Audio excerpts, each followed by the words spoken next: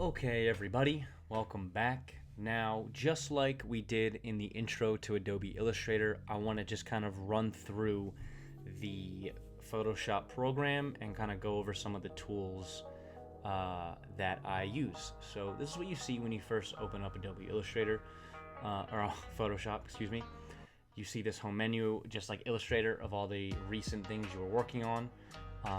These all black images were something I was actually creating screens with to screen print, so that's very exciting. That's something very new in my life. So what we're gonna go ahead and do is just create a new artboard, a new document. You could also do Command N or go up to the top, File New. So it usually gives you pixels. I'm just gonna go with inches. Inches is usually what I do the most. So let's just do like 8.5 by 11. And then the resolution, I always max it out to 300. That's the quality of the image itself. So the lower the resolution, like the more blurry it'll be. And I usually make it 16-bit. Cool. And then you just click create. Now again, just like in Illustrator, they have these options at the top to select the kind of document you want. So we'll just do create. And then you can always go in and change it. So here it is, guys. Here is the Photoshop template, the workspace, the what's the word I want to use? I guess just workspace. Yeah. So very similar to Adobe Illustrator, just a few things that are different. So let's just kind of run through it. So obviously you have file with all of the options to save and to place and to export and to print.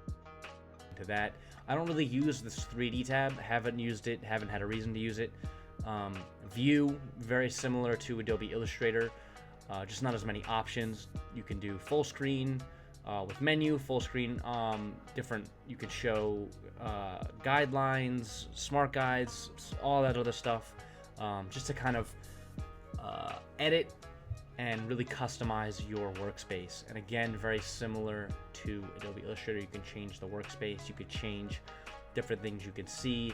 Up here I have my history. If I accidentally get rid of it or close it out, I can always come to window and pop it back up. History is just because sometimes in Photoshop, depending on how many actions you do, you can only go back a few with Command Z. So history, the history tab tracks all of the actions you take. So if you want to go 30 actions back, you'll be able to do that. And then that's pretty much it as far as all the tabs up here. Now here you have the toolbar on the side. You have the move tool where you can just kind of come in and move things around. Let me go ahead and actually just draw a shape. So if I click M, M isn't square in this sense. M is the selection tool, the rectangular marquee tool. So instead of actually drawing the shape, it's almost like a selection of what you're trying to do. And if I'm holding shift, it snaps to. If I don't hold shift, it can move it all around. And then with the arrows, you can move it around. So let me actually go ahead and open something up to kind of show you what I mean by all of this, because I think it'll be easier if we have an actual image. Let's use this right here. Now, this image is very small, very, very, very small. Yeah, the canvas is only almost 3 by 3. It's very, very, very small. So yeah, that's really blurry. So let's actually try to open up something else that's a little bigger. Let's just open this up so I can give you a better idea of the tools. I'm gonna go ahead and unlock it over here in the layers menu. So you have the move tool where you can just come in and move things around. Now the difference between Photoshop and Illustrator is most of the time, instead of using a keyboard shortcut, you actually have to go in and click the actual button. Now in this case, V is the same thing. You can just click V and it'll move it around for you. Now the marquee tool, so think of, they call these little dancing lines the dancing ants. I've heard that term before, ants walking on a line. So whenever you see these lines moving, it means that something is selected. So if I just go ahead and click delete, everything within those lines will be removed. So that's what the marquee tool is. And then you can always move it around. Like if I'm using the arrows and holding shift, it moves it around. And then just a little, and it gives you these guides to move it, and you can resize it and actually like move it around and do all that stuff. Computer's being a little glitchy. Or you could do like, and then real quick, if you want to get rid of this, I can't just click off of it. It's just going to stay selected. So just Command D will deselect it. And then if you want, oops, see what I mean? You need to have it selected. So if I hold the ellipse marquee tool, you can create an ellipse. And also now that it's selected, if I wanted to, I can come in and like change the color, and whatever is selected will be what changes color. But we'll get into that in the future. I don't really use any of these, just usually rectangular and the ellipse marquee tool. Okay, so basically the second, third, and fourth buttons here on the toolbar are all different kinds of selection tools. You have the marquee tool, where where you just draw kind of just simple uniform shapes, and it gets a little bit more detailed in this third button here. So what you have here is the lasso tool, and what this does is, think of your kind of free-form drawing by clicking and dragging what it is exactly you want selected. Now you can see it's kind of crude, and it's not perfect in terms of like the edges and everything perfectly selected. It's just kind of free-handed, free-formed, and in this sense, I wouldn't use this tool. But the lasso tool is a great tool to use. However, in this certain specific image, it wouldn't really be ideal. And I'll show you the tools that are ideal in a moment. Now, another lasso tool is the polygonal lasso tool. Remember the pen tool in Illustrator? If you click once and drag, you kind of get these own customizable lines that you can do. However, because it is a polygon, all of those lines are going to be flat and straight. So no curves, but that's the polygonal tool, the polygonal lasso tool, where you're just kind of clicking and dragging, and that is what you select. Okay? Next, you have the magnetic lasso tool. Now, when you think about it, in reality, when you zoom all the way into this image, all digital images are created out of these pixels of different color. And what Photoshop does is the tools are very intelligent in terms of being able to isolate and wrap themselves around those colors. So in this case, with the magnetic tool, think of the line as a magnet to the color of pixels you're trying to select. So if I want to just select the hair, I'm just clicking and dragging and not really moving my mouse in terms of the shape of the hair. It's just kind of snapping to. Now, it's not going to be perfect, but you can see that it's doing a pretty good job of snapping to and almost being magnetic to the shape of this Buddha head here. Right? Now, the faster you go, the less accurate it's going to be, so the slower you go, just take your time, and you can see that it's doing a pretty good job as far as, oops, see, I didn't like, it's still kind of selecting. A way to stop the selection is just double click. You can see that it did a pretty good job at getting rid of that head shape.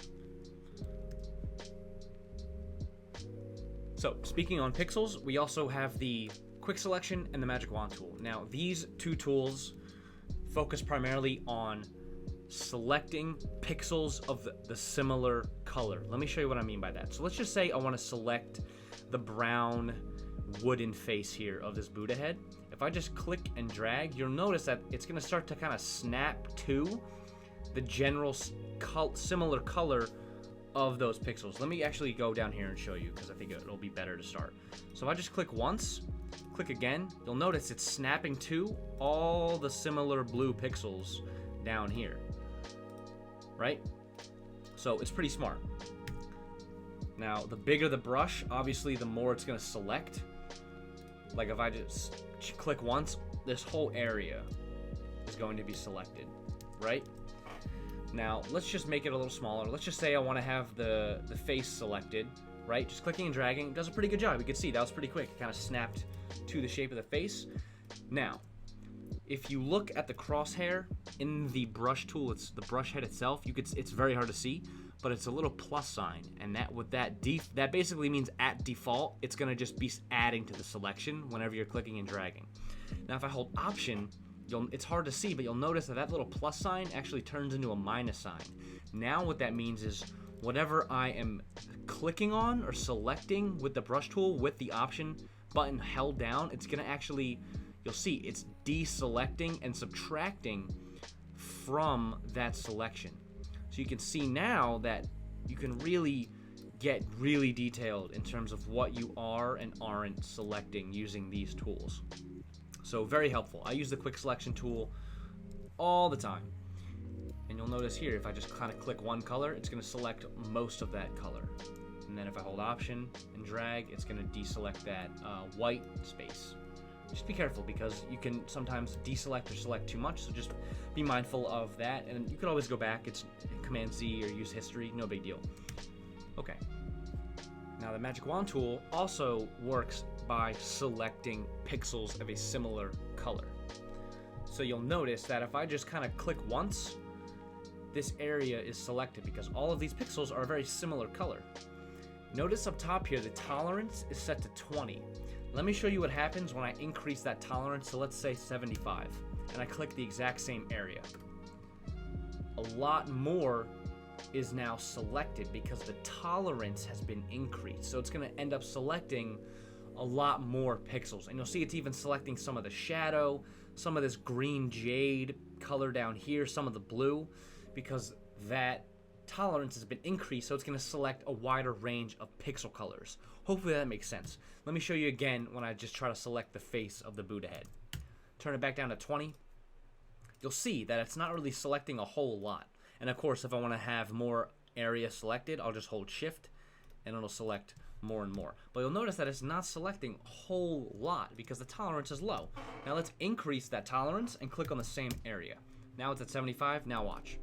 It's going to select a whole lot more because the tolerance has been increased, so it's going to select a wider range of pixel colors.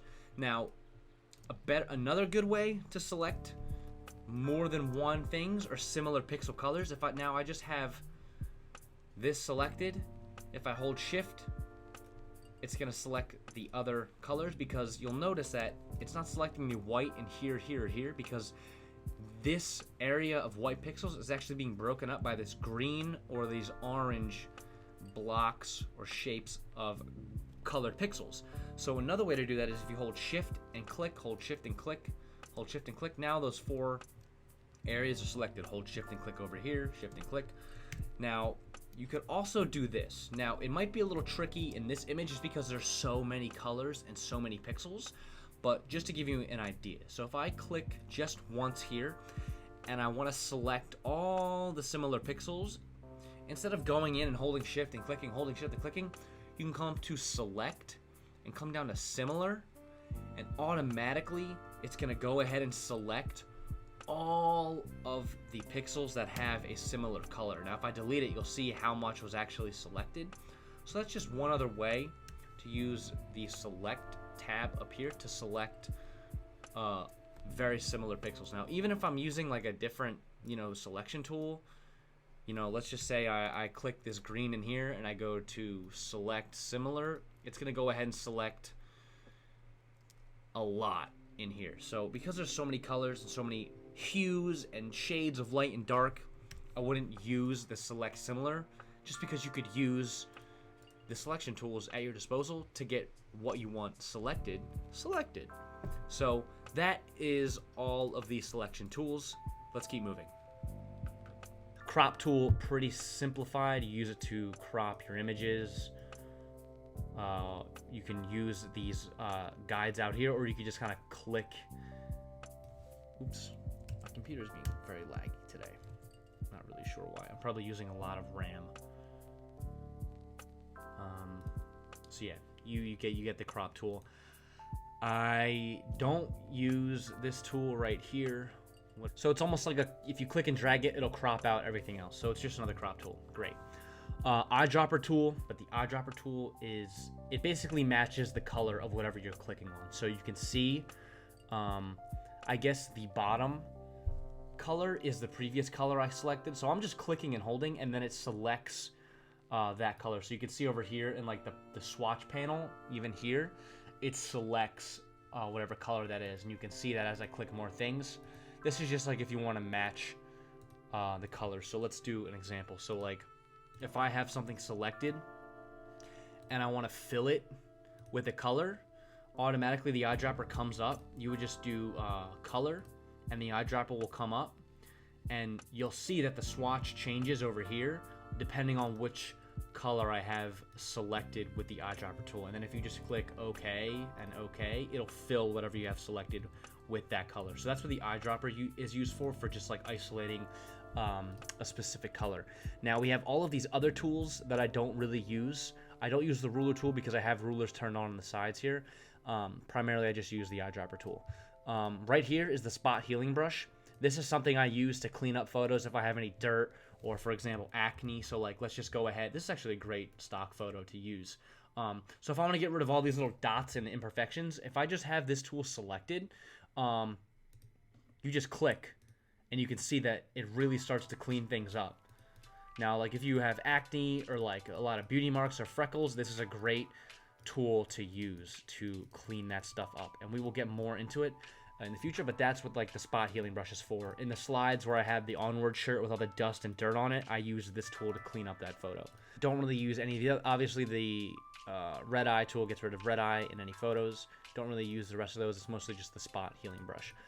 You have the brush tool, obviously brush tool, pencil tool to like obviously draw with. Again, don't really use those as well. I do most of my drawing with the pen tools in Illustrator and just like with an Apple Pencil on my iPad, excuse me. You also have the clone stamp tool. So this is an interesting tool. I haven't used this in a while, but this is like, so let's just say I want to get rid of this like third eye thing right here. I could, now that's the thing with Photoshop, there's just like 100 different ways to do one thing. So I could use a spot healing brush. But sometimes it leaves kind of like, not in this case, but like sometimes if you do like a big enough area, it leaves like it looks kind of weird sometimes. So the clone stamp tool will, let's use it down here. So if I blow it up and I just start drawing, it's going to give me this because I have to define what I'm trying to clone. So what I'm going to do is I'm going to hold down Option and this little crosshair comes up and I'm just going to click right there and then I'm going to let go of Option. And you can see almost like a ghost hovering on the brush head, and that's what I am going to be cloning. So if I just go ahead and start painting, you see on the left side that little white crosshair, it's whatever the crosshair is over is what's going to be cloned on the right side where the brush is. So like I'm basically cloning over whatever's on the left side, and you can kind of see how I'm doing that. I do this a lot when I'm like deleting like clothing tags. You can see it's just kind of cloning. When I do use it, it's very helpful. So like if I just hold Option, click where you want to clone, and then if you kind of go anywhere else, it'll clone whatever that white crosshair is on. So pretty cool stuff you can do with Photoshop. History brush tool, are not really sure what those do. Haven't used them. Don't really use the brush tool very much unless I'm using it to maybe like clean up a few pixels or something like that. Because you'll notice if Command Plus, if you zoom in, it's just pixels. It's literally just little individual color pixels that make up the overall image. Now this is a giant image because I took this photo in 4K with my iPhone. So you can see it's 42 inches by 56 inches. So this is a giant photo, very high resolution. So you have to zoom in a lot to get those pixels. Eraser tool, pretty straightforward. I'm using just like Illustrator, the left and right brackets to make this bigger. Go ahead and start erasing. Background eraser tool. So if you have like a lot of hair and like baby hair sticking out, you would use like the background eraser tool. So like even though I'm going over the hair here, for the most part, it's kind of not erasing that hair, it's erasing what's behind it. So Photoshop and the programmers are really smart, and they figured out a way to like delete the background, but also not delete like the hair in this sense. The hair is like mostly what you would use this for. So pretty cool, pretty cool, pretty cool. Let's see, the history is so valuable because it's letting me just kind of, instead of like Command Z, Command Z, Command Z, I could just go to the top and get rid of all the steps.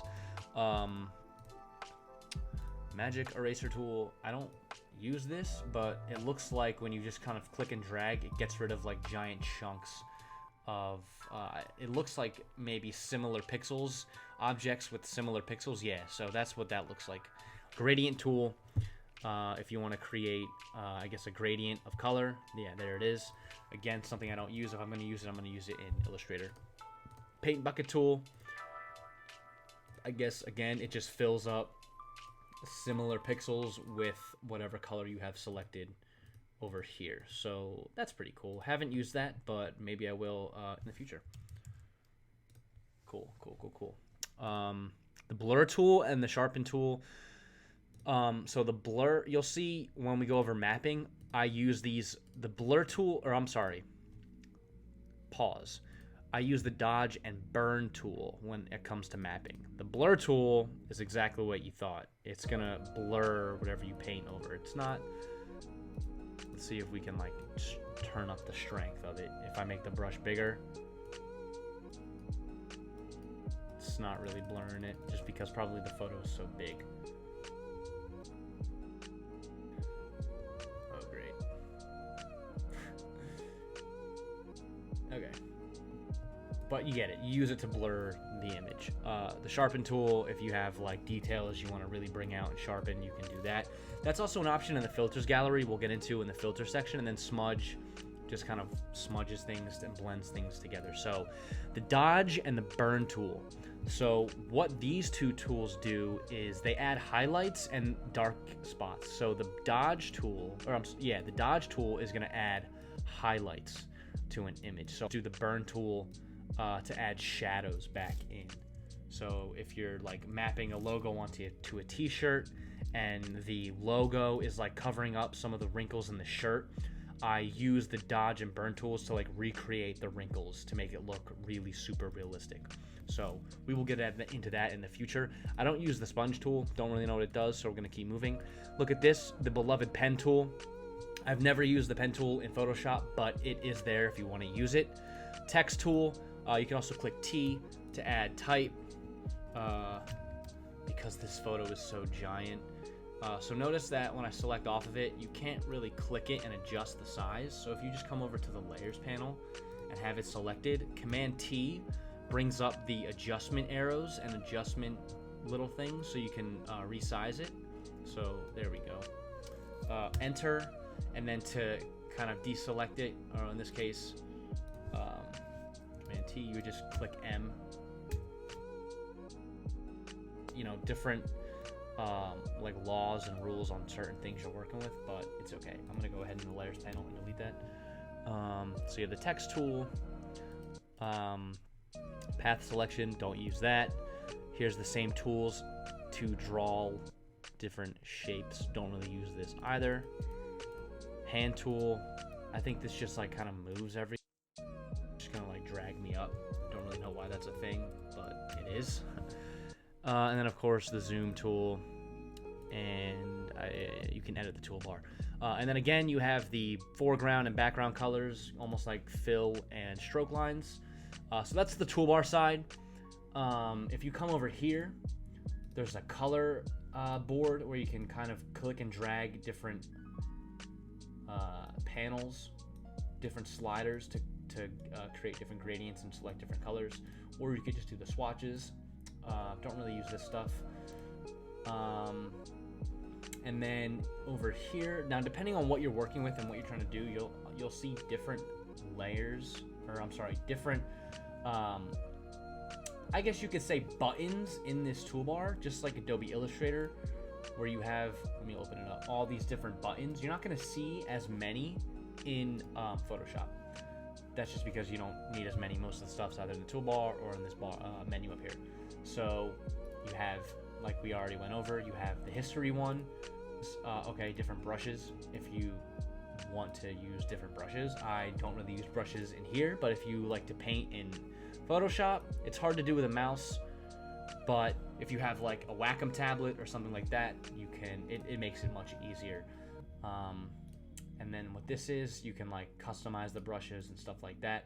Don't really ever use those, but they're there if you need them. Now, the layers panel is one of the most important panels because much like, different than Adobe Illustrator, if you want to edit, so let's just create a new, so let's just go over the layers panel. So under here, you have the add layer style. It's getting cut off because I only selected so much for the window, so you can't see the icons down here. But this button is the add new layer style. Don't ever use this, but you can, there's options there. Now I use, we'll get into that in the future, or a vector mask, excuse me. So this is something I use, this button here, to, you can edit the layer directly or you can add other layers. So in this case, and I'll get into this in the background erasing video, you'll see me do this. So what I'll do is I'll add like a solid color. Let's do like pink or something. And then I'll click it and drag it underneath the layer I'm erasing. So if I go to erase like the background, that color background is there to kind of help me distinguish if I have missed any lines or if I have any mistakes or like little dirty pixels that are still there. The color behind it serves not only as a background but as almost like a guide to show me. And if you want to change the color of that, you just double click this and you can change the color and it'll give you a preview. So that's also great. It lets you invert it or add all these other like filters to it. You can also do that up here as well. This is, I believe, yeah, you create a new group. Sorry, it's cut off at the bottom, but it just says create new group. So if you have like a group of layers, like if I have these two selected, create new group, all of a sudden it turns it into its own group. And here, let me go back. Okay. And then this one here is just create a new layer. Now the layers panel is important because depending on what you're trying to do, so like if I want to erase this Buddha head and hold down E, if I want to erase the Buddha head, it's not going to let me because I don't have that layer selected. Now if I have it selected, now I can erase it. So Photoshop's important and you just really want to be paying attention to your layers panel and make sure you're on the right panel or layer, excuse me. So like if I'm trying to erase this and it's not erasing, of course now it will because I had it selected, and you're getting all these error messages. Check the layer panel. That's mostly why it doesn't work. So let me show you another thing. So if I place something into this, you can't, for whatever reason, you can't use Command-Shift-P to place something. You have to actually go up and place it. Let's just place one of these here. Like this is something I was working on for another video for the course. So I have it in here. Now notice that if I try to erase it or do anything, I get this error message. You have to rasterize it and turn it into a smart object. So what you do, oh, I guess it automatically did it for me. I don't want to do that. Okay, so if I come, you see this little symbol right here and it's not on any of the other ones, you just right click it and rasterize it. And now that's rasterized, that symbol goes away and you can directly edit it in any way that you want. So that's just a little tip for you. So that's the layer panel. You can also change the opacity of something. We'll get into more of this when we do mapping, but there's a ton of stuff you can do just in the layers panel itself. So I think, I'm looking around here, that's the basics of Photoshop and the layout and how everything is laid out. I know I just said layout twice, but that's okay. All the tools that I use, the layer panel. The layer panel is your best friend in Photoshop. It's what you primarily want to pay attention to. There's like some graphics over here. I don't really use this ever, but it's there. Maybe we'll use it, maybe not. It's not really essential. These are mostly the essential things over here. Layer panel is your best friend, so just play around with it, guys. You know, when you have these programs, the important thing, whether you listen to me or not, is to just play around and explore. That's how you learn. That's how I learned, and that's how you get good. That's how I got good. So with that, I know that was a lot. This is kind of a longer video, but I just wanted you to understand the basics and the important and essential things that I use Photoshop for that are going to help you the most. So with all of that being said, go take a break, go hit the bathroom, stretch, do whatever you gotta do, then come back so we can get into having some fun and creating with Photoshop. See you in the next video.